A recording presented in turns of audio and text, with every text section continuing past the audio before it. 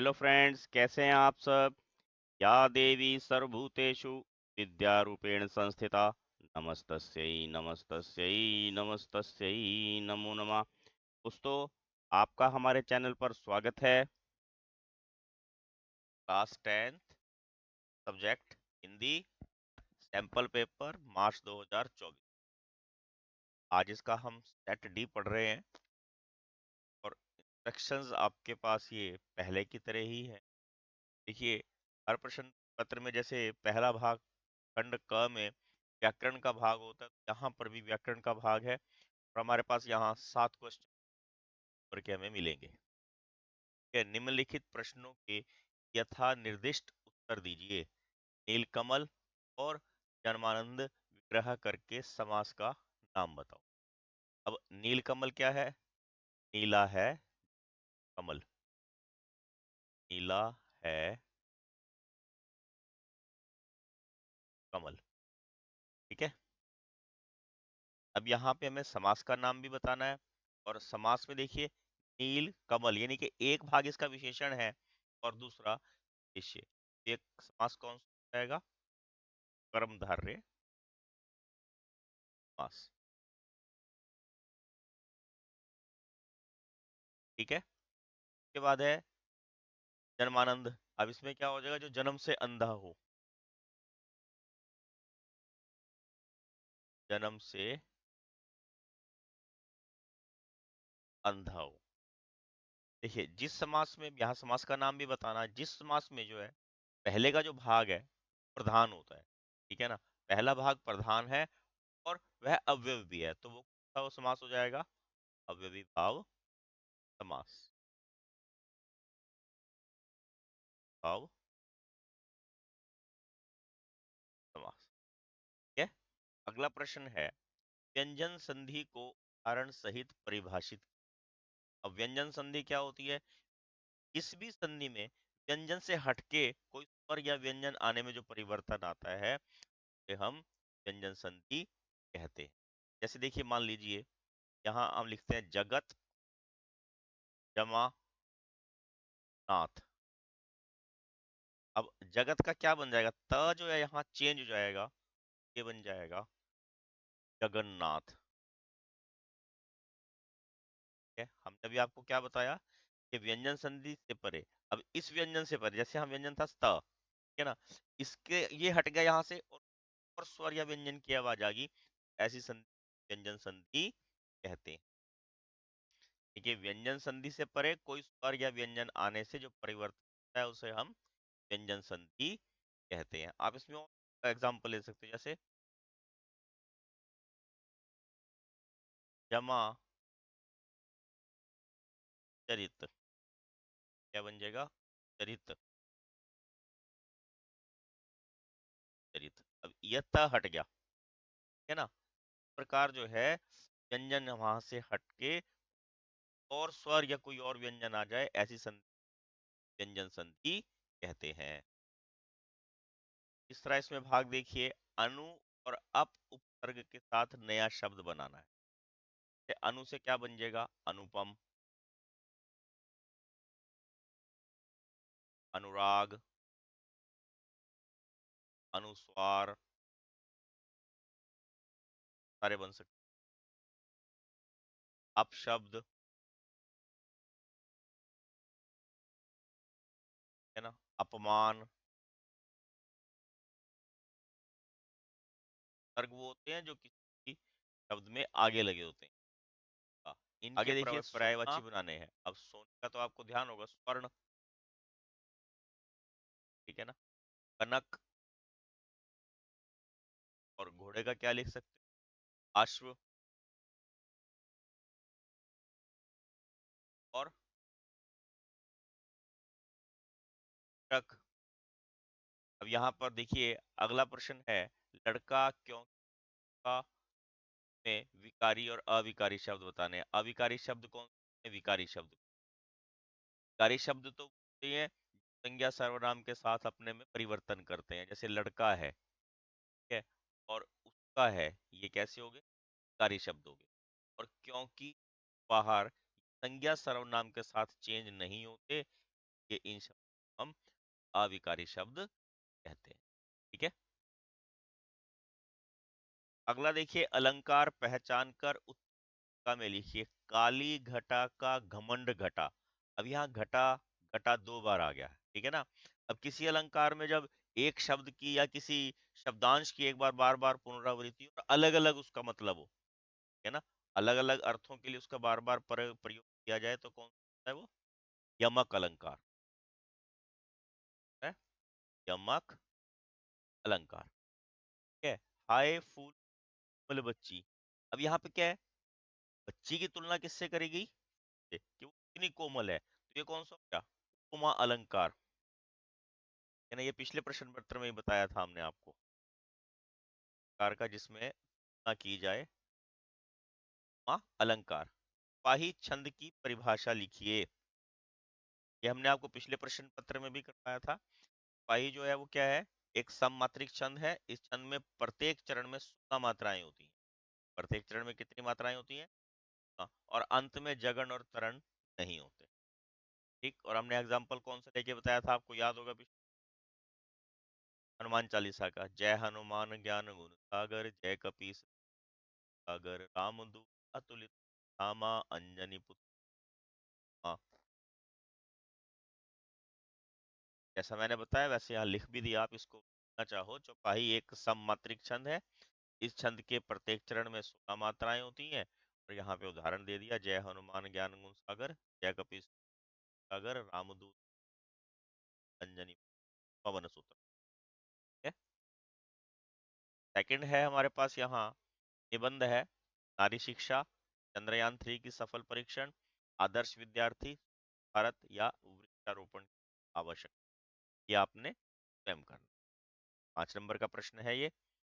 अगले में देखिए, अपने विद्यालय में खेल का सामान मंगवाने के लिए मुख्याध्यापक को पत्र लिखना है और समय का महत्व बताते हुए बहन को पत्र। इन दोनों में एक करना है, ये आपने स्वयं करना। ठीक है। और भाग ख आ गया हमारे पास। यहाँ पर ख में हमारे पास क्षितिज का भाग है ये। ठीक है। और इसमें हमारे पास 6 बहुविकल्पी प्रश्न है। सबसे पहले देखिए, पहला प्रश्न है, व्याधि हमको ले आए। यहाँ व्याधि का अर्थ क्या है? शिकारी, परेशानी या ब्याज? यहाँ व्याधि का अर्थ है। अगला देखिए, अयमय खांड ना मय, मैं में अयमय का क्या अर्थ है? यहाँ अयमय का अर्थ स्वयं, गन्ना है, लोहे से बना हुआ है, या खांड से बना हुआ। और यहाँ पर इसका अयमय का अर्थ है लोहे से बना हुआ। कवि ने भावहीन मन को क्या कहा है? रीति गागर, अथाह सागर, सीमित समाधान, या इनमें से कोई? का है रीति गागर। ठीक है।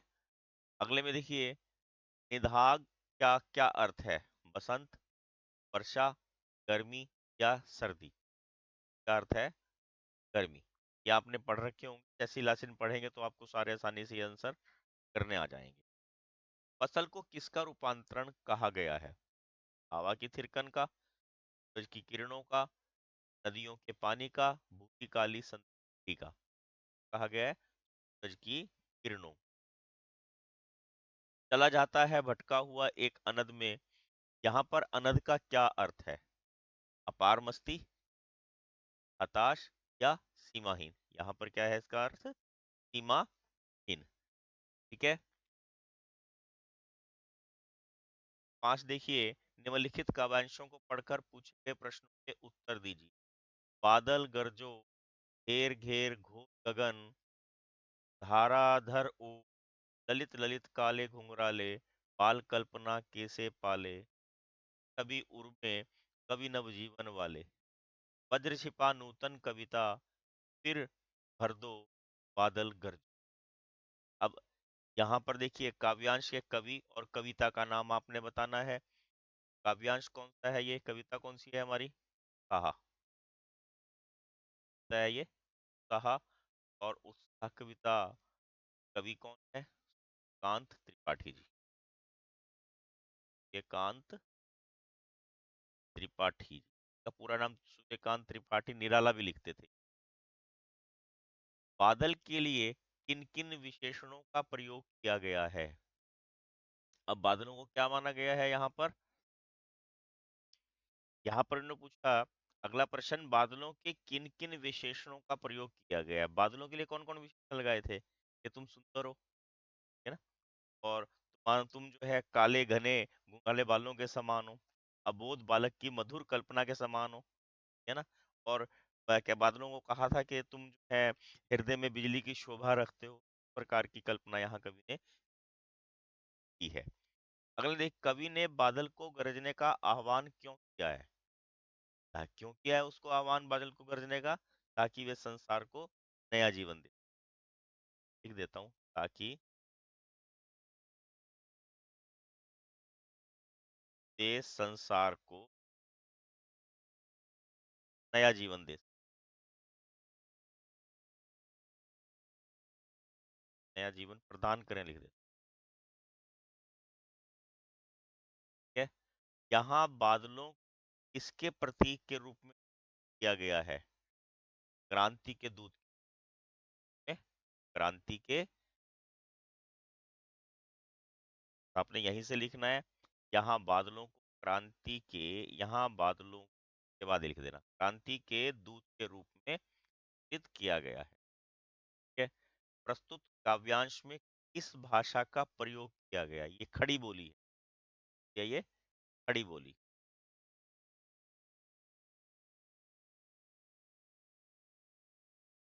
ठीक है। अब छठा प्रश्न देखिए, निम्नलिखित काव्यांशों का भाव व काव्य सौंदर्य स्पष्ट कीजिए। समर करनी करही, कही न जनावही आपू, विद्यमान रन पाई रिपु, कायर कतही प्रताप। मतलब माने शूर, है ना, मतलब शूर होते हैं। समर क्या होता है? युद्ध का मैदान।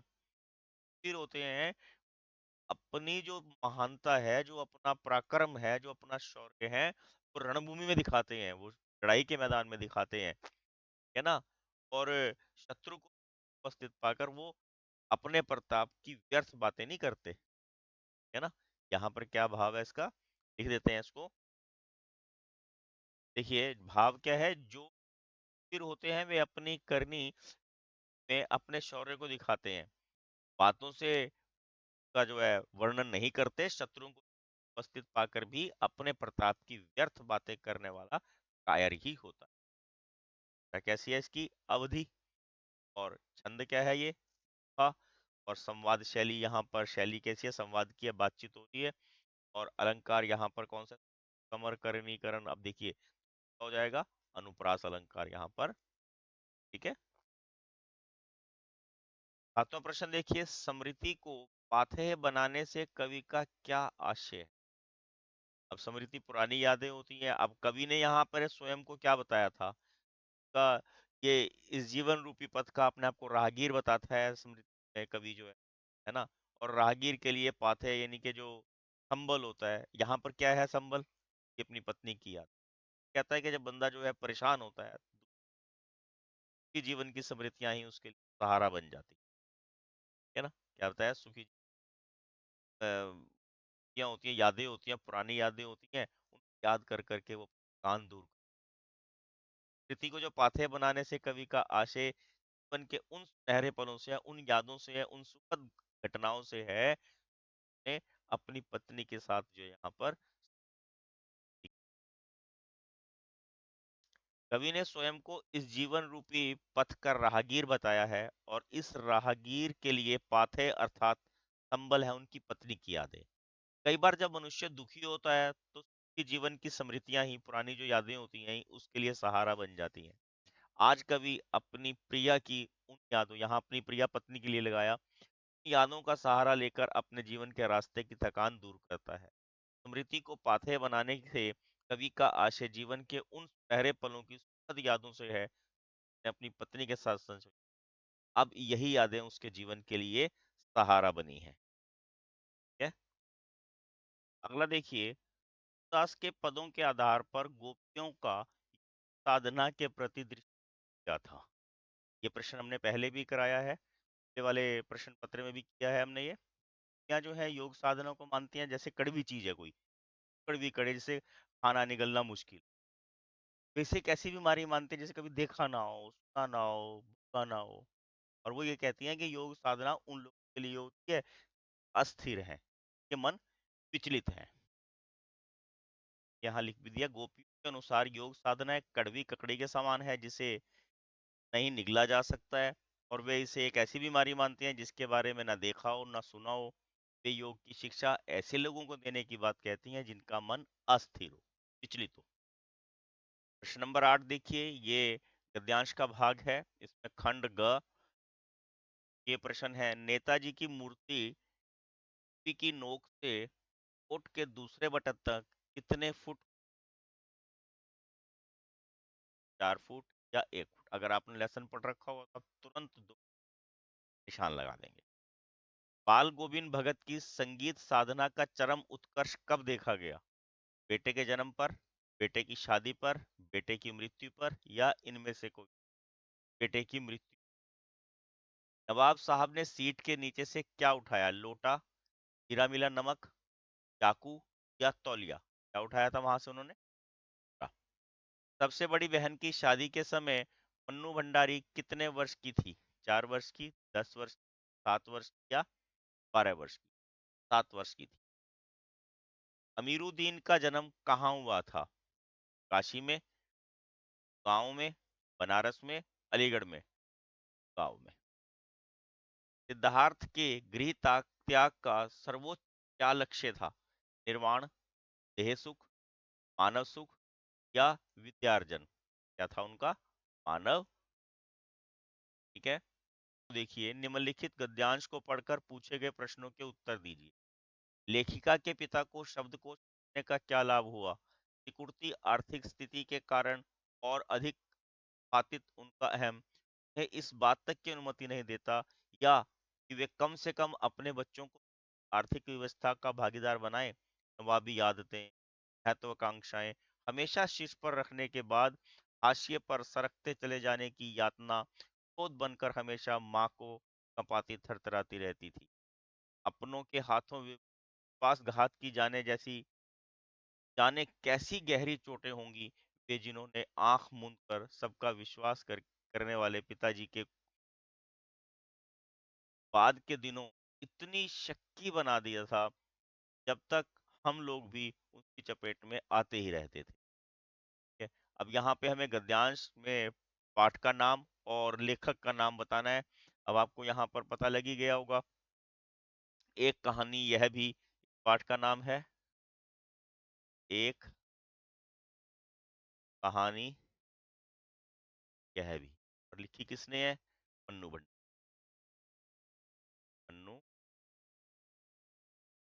भंडारी ने। ठीक है, पिताजी के शक्की स्वभाव का क्या कारण था? वो हर एक आदमी ने धोखा दिया था। बाद में लिख देंगे हम, एक बार पहले बता देते हैं, हर एक आदमी ने उनका साथ विश्वासघात किया था। पिताजी के क्रोध का माँ पर क्या प्रभाव पड़ता था? अब पिताजी का हर घर में लड़ाई तो होती है देखो, और पिताजी के क्रोध का माँ पर क्या प्रभाव पड़ता है? माँ हमेशा डरी डरी सी रहे। आंख मूंद कर विश्वास करना मुहावरे का क्या अर्थ है? किसी पर जो है बिना सोचे समझे विश्वास कर लेना, या ना आसानी से विश्वास कर ले। युक्त गद्यांश का आशय स्पष्ट करना है। अब यहाँ पर आशय क्या है कि लेखिका के पिताजी ने अंग्रेजी हिंदी शब्दकोश की रचना की थी, से उन्हें यश तो मिला, परंतु उसके पास पैसा नहीं था। देखिए पाठ क्या है, अभी बताया था, एक कहानी यह भी, लेखिका मनु भंडारी। अपनों के विश्वासघात किए जाने के कारण ही लेखिका के पिता का स्वभाव शक्ति, और पिताजी के क्रोध के कारण जो है माँ डरी डरी रहती थी। और अगले का क्या हो गया? किसी पर भी आसानी से विश्वास कर लेना। अब वो क्या थे, लेखक क्या थे? उन्होंने अपनी डिक्शनरी बनाई थी हिंदी इंग्लिश की, और इससे उन्हें यश तो मिला था, परंतु पैसा नहीं मिला। ठीक है, प्रश्न नंबर 10 देखिए, यतीन्द्र मिश्र और स्वयं प्रकाश का जीवन परिचय लिखना है। ये 5 नंबर का प्रश्न है, ये आप स्वयं करेंगे। प्रश्न नंबर 11 देखिए, नेताजी का चश्मा पाठ के आधार पर पान वाले का रेखा चित्र कीजिए। ये हमने प्रश्न पिछले प्रश्न पत्र में भी किया था। कैसा बताया था?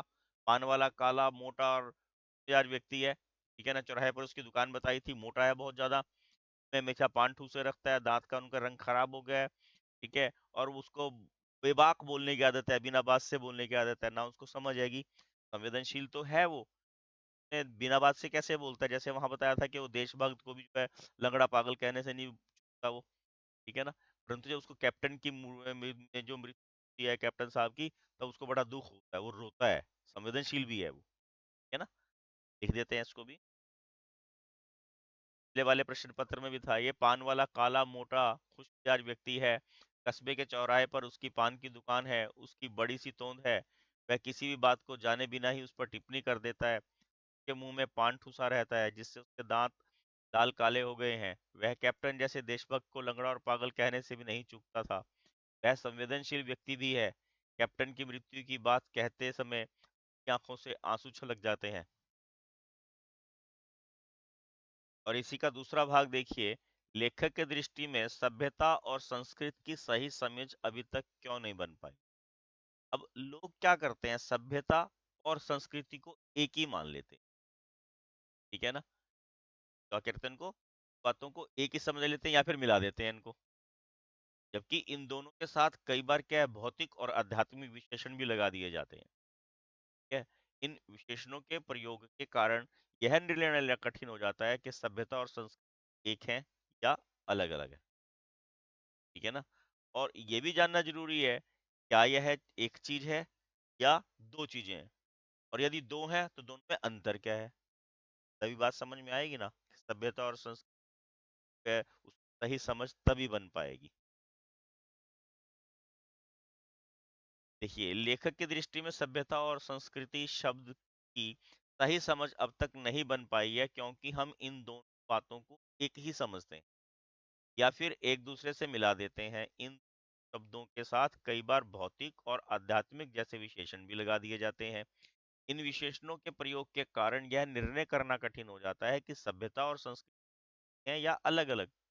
यह जानना जरूरी है कि क्या यह एक चीज है या दो चीजें, और यदि दो हैं तो उनमें अंतर क्या है, तभी सही समझ बन पाएगी। इसलिए सभ्यता और संस्कृति की सही समझ अभी तक नहीं बन पाई। अब खंड घ देखिए, कृतिका का भाग 2 है ये।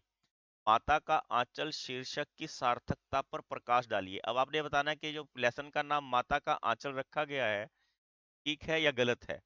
अब देखिए, आपको याद होगा उस घटना का कि जो भोलानाथ था, वो पिताजी से अपने बहुत प्यार करता, परंतु जब भी कोई डर की और परेशानी की स्थिति आती थी, जाता कहाँ था? माँ के आंचल में। डर लगता था, माँ के आंचल। परेशानी आती थी, माँ के आंचल में। परंतु प्यार तो वो बाप से भी करता था बहुत, पिताजी से ही खूब प्यार करता था। यहाँ पर जो लेखक ने लेसन का नाम माँ का आंचल लिखा, वो बिल्कुल सार्थक लिखा, क्योंकि हर कष्ट में, हर दिक्कत में वो माँ के आंचल में चला, ठीक है। माँ का आंचल कहानी में माँ के आंचल की सार्थकता को समझाने का प्रयास किया गया है। बालक भोलानाथ का अधिक जुड़ाव पिताजी के साथ दिखाया गया है, परंतु जब वह सांप को देखकर डर जाता है, तब वह अपने पिता की अपेक्षा माता की गोद में छिपकर शांति और सुरक्षा का अनुभव करता है। भोलानाथ का अपने पिता से अपार प्रेम था, स्नेह था। वह विपत्ति के समय शांति और प्रेम की छाया उसे माँ की गोद में मिल जाकर मिली, वह शायद उसे पिता से नहीं हो पाती थी। लेकिन लेखक ने इसलिए पिता और पुत्र के प्रेम को दर्शाते हुए भी इस कहानी का शीर्षक माता का अंचल रखा, जो सार्थक है, ठीक है।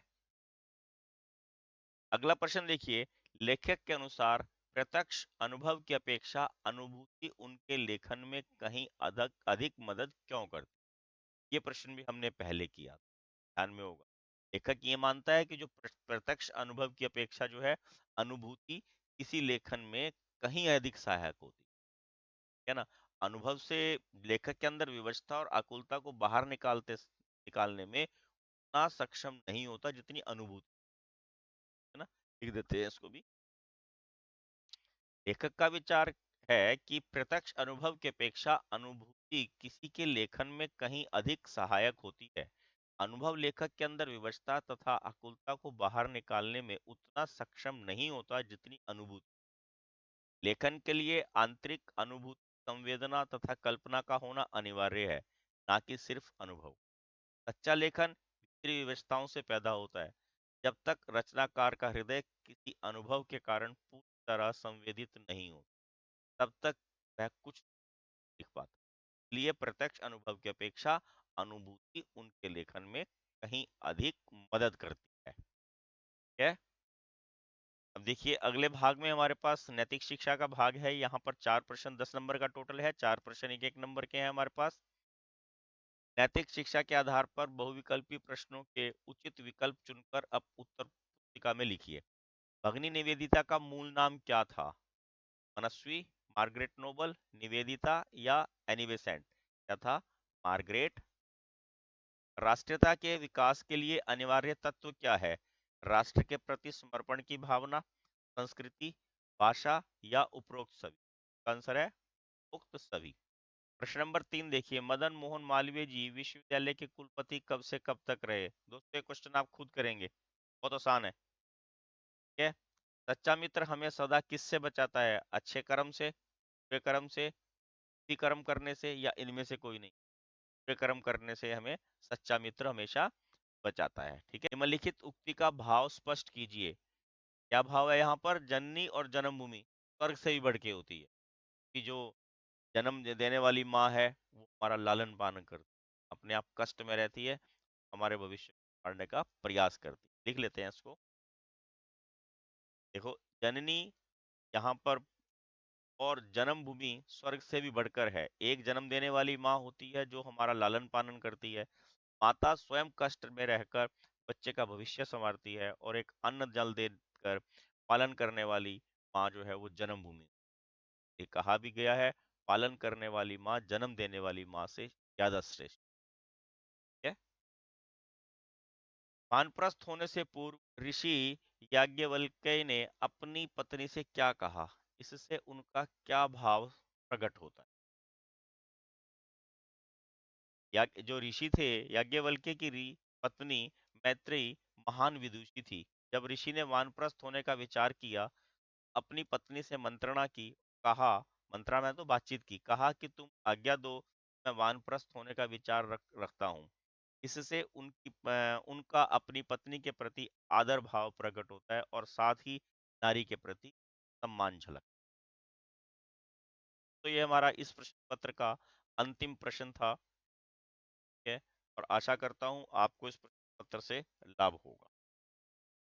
Please like, share and subscribe my channel. Thank you. Have a nice day.